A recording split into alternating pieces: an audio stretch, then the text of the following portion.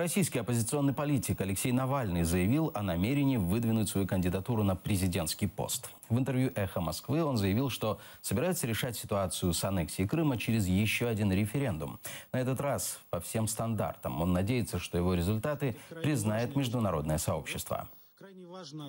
Не существует никакого другого варианта вообще начать решать эту проблему и что-то думать о ней, составлять дорожные карты, кроме проведения нормального референдума. Здесь моя позиция не изменилась. Значит, даем время всем агитировать сколько угодно. Абсолютно честный, свободный референдум. Мы понимаем реальное волеизъявление жителей Крыма. После этого начинаем что-то делать.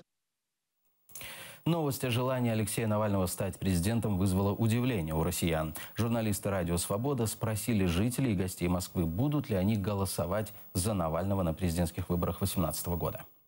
Думаю, что скорее нет, чем да. Из того, что я видел, у него достаточно популистские предложения в основном. Скорее, чем конкретика какая-то, которая действительно может сработать. Я даже не знаю, кто это такой.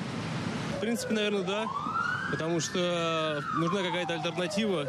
Уже явно совершенно как-то все пробуксовывает и стоит на месте. Поэтому я думаю, что нужно разворошить это гнездо. Хоть как-то, хоть немножко. Я вообще вряд ли буду голосовать. Собственно, поэтому не буду за него голосовать.